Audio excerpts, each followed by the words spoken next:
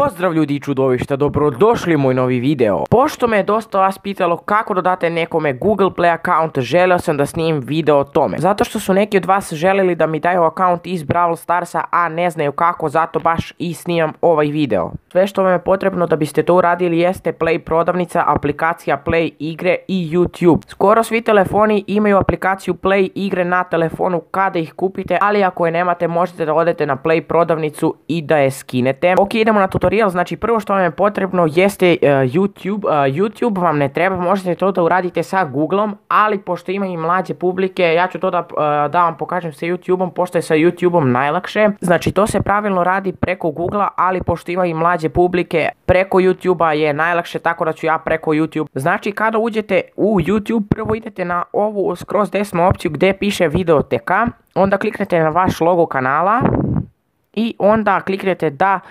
promenite vaš nalog, YouTube nalog. Znači kliknete samo gdje vam piše ime kanala, kliknete tu znači. I ok, ja ću sada ovdje da vam blurujem zato što su ovdje prikazani svi akaunti koje ja imam, tako da ne mogu to da vam pokažem. Ovdje su vam pokazani svi nalozi koje imate, ali ja ovaj video pravim samo za one ljude koje ne znaju svoju šifru. Većina ljudi ne znaju svoju šifru, a oni koji znaju, logično je da znaju da dodaju Play account u Brawl Stars. Tako da prvo što trebate da uradite jeste da idete na ovo gdje piše nalozi, pa ovaj plus. Idete na plus. Ok, sada kada ste ovdje ušli trebate da ovdje možete da dodate nalog koji već postoji, ali mi idemo otvori novi nalog.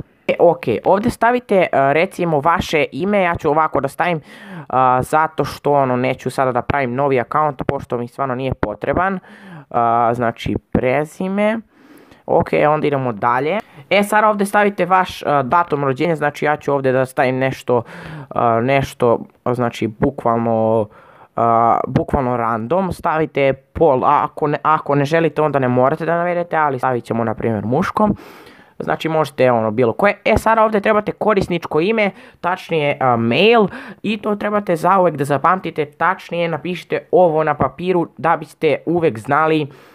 Znači ovo trebate da napišete i šifru naravno, tako da ovdje možete da stavite bilo koji mail. Znači ja ću samo da stavim ime, prezime, ovako ću da napišem.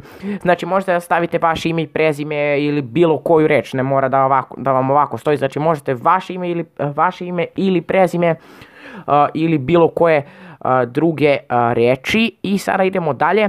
Uglavnom kao što vidite ovo može ponekad da vam se pojavi. Kao što vidite znači piše da je to ime već zauzeto, tako da ne možete to da stavite. Ali na primjer ovdje imate dole koji su predlozi, tako da kliknete na neki od njih i onda to su imena koja su slična, a nisu zauzeta, tako da kliknete na to. A ako ne, onda smislite vaše ime nekako drugačije, tako da onda idete dalje. To vam se možda neće pojavljivati, ali uglavnom možda i hoće. Sada ovdje trebate da stavite lozinku, znači lozinke moraju da se podudaraju. Evo sada mi se podudaraju. I kada ste, sada ovdje trebate da napišete vaš broj telefona. Znači ako imate karticu napišite vaš broj, i slučajno ako ste pravili već više akaunta i unesete taj broj, pisat će vam da je taj broj iskorišćen previše puta, tako da možete da stavite od mame ili tate vaš broj. Kada unesete vaš broj idete skroz dole i kliknete da pristajem ili dalje, ne znam šta vam piše, vjerovatno isto kao meni.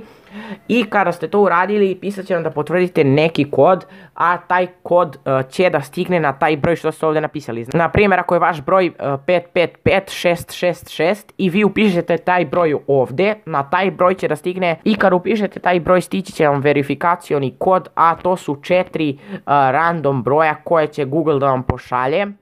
I taj broj naravno prepišete tu za verifikacijni broj i onda samo idete dalje pristajem. I uglavnom kada sve to lepo uradite, ako naravno nešto nije jasno pitajte me u komentarima. Kada sve to uradite, ako idete skroz dalje i ako ste sve dobro uradili, onda će vaš Google account da se napravi.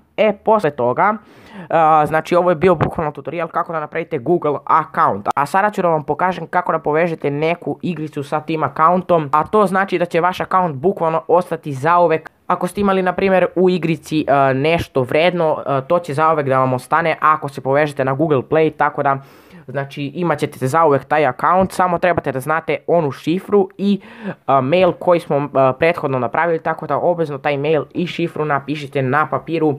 Posle toga trebate da uđete u igricu na koju želite da povežete taj Google Play account, tako da ako igrate više igrica, obavezno sve povežite na taj account kako biste sačuvali sve resurse što ste skupili i bilo šta drugo, tako da kliknete na podešavanja. U svakoj igrici se skoro to nalazi u podešavanjima, tako da odete u podešavanja i kao što vidite kada tu uđete pisat će vam Google Play sign up, tako da kliknete na ovo crveno dugme, sada možda je vama neke druge boje, ali uglavnom kliknete tu i ovo sada kad vam se pojavi trebate da sačekate da to ne stane, samo kliknete i ok, kada vam se ovo pojavilo, ovdje pisat će vam izaberite nalog za aplikaciju Google Play igre.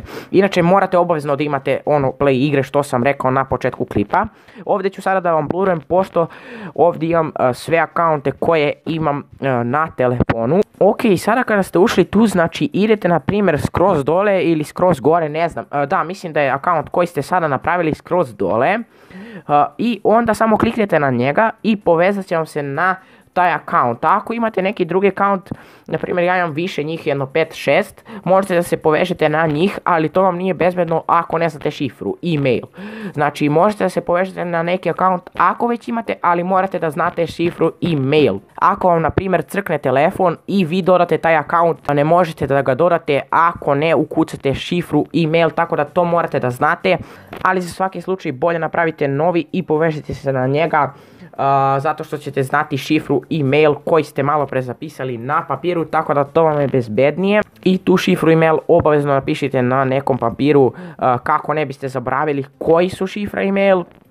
I uglavnom naravno samo kliknete na taj account koji ste sada napravili i jednostavno povezat će vam se na njega, samo sačekate i onda ste jednostavno povezani na taj account, tako da ako vam se, recimo ako vam crkne telefon, vi jednostavno to uradite isto na novom telefonu, samo što ne pravite novi account, nego samo napišite mail i šifru od ovog accounta što smo sada pravili i jednostavno povežete se opet na taj account i imate ga jednostavno na dva telefona, tako da možete da igrate na primjer i kod mame i tate na telefonu ako vam je ovaj vaš telefon prazan, tako da je to dosta dobro.